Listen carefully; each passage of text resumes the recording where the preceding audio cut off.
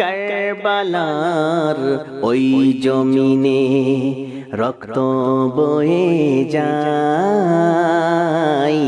পিপাসায় কাতর আহলে বাইত, একটু পানি নাই। পিপাসায় কাতর আহলে বাইত, একটু পানি নাই। 7ই মুহররম পানি নাই, 8ই মুহররম পানি নাই, 9ই মুহররম পানি নাই, 10ই মুহররম ঘটে গেছে মর্মান্তিক কাহিনী সেই কারবালার মাটিতে। আলী আসগর পানির জন্য ছটফট করে, আলী আকবর পানির জন্য কান্দে, সকিনা পানির জন্য কাতর হয়ে রয়েছে। নিষ্ঠুর ইয়াজিদিরা তবুও একটু পানি দেয়নি। আলী আসগর, আলী আকবর আর কান্দে সকিনা, পিপাসায় বুক যায় গো ফেটে, একটু পানি দাও না। কোলে নিয়ে আলী আসগরকে শাহর বানু কয়, পানি পানি করে আসগর বেহুশ হয়ে যায়। ইমাম হোসেনের প্রাণপ্রিয় স্ত্রী শাহর বানু আলী আসগরকে কোলে নিয়ে ইমাম হোসেনের কাছে এসে বলেন, ওগো আমার প্রাণের স্বামী, ছেলেটার মুখের দিকে তাকানো যায় না, শুধু বারবার জিভটা বের করে পানি পানি করে।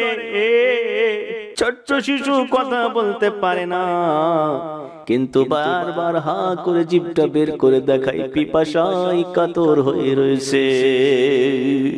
ওগো আমার প্রাণের স্বামী, দেখুন একটু পানির ব্যবস্থা করতে পারেন কিনা।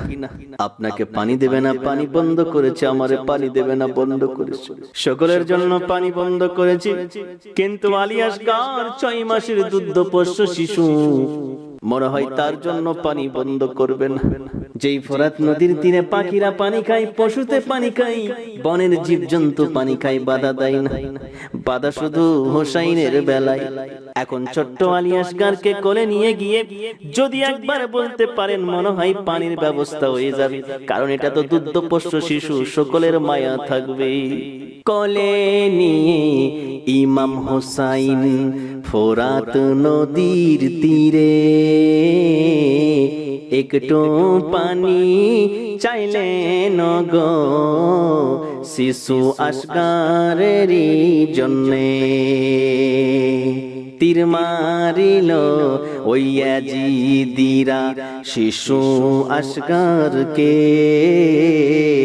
তীরের আঘাতে জীবন গেল, তবু পানি পেল না।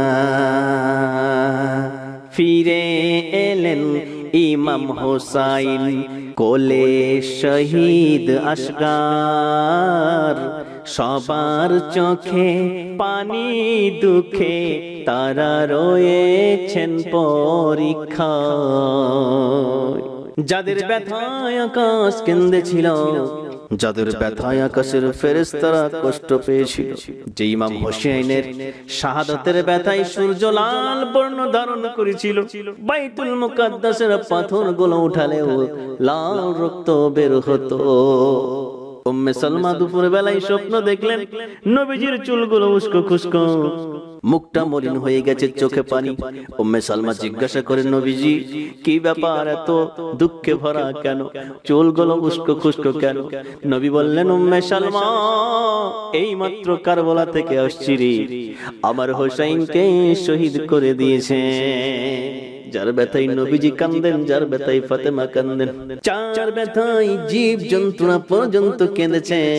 এখন প্রশ্ন করবেন, ভাই তাহলে আল্লাহ তাআলা কেন পানি বর্ষণ করে দিলেন না? এর উত্তর হলো একটা, ইমাম হোসেন ছিলেন পরীক্ষার মধ্যে। ইমাম হোসেন নিজের পরিবার বর্গকে দ্বীন ইসলামের জন্য একের পর এক শহীদ করে দিয়েছিলেন কারবালার মাটিতে, নিজেও শহীদ হয়ে গেছিলেন। আর এই শাহাদাতের বদৌলতে নবীজির কোটি কোটি উম্মত জান্নাতে যেতে পারবে। ফোরাত নদী ঘিরে রেখেছে ওই জালিম শয়তানেরা সবাই পানি নেই সেখান থেকে আহলে বাইত ছাড়া কেমন করে পারলো করতে এমন জুলুম হাই পিপাসায় কাতর আহলে বাইত একটু পানি নাই কারবালার ওই জমিনে রক্ত বয়ে যায় পিপাসায় কাতর আহলে বাইত একটু পানি নাই।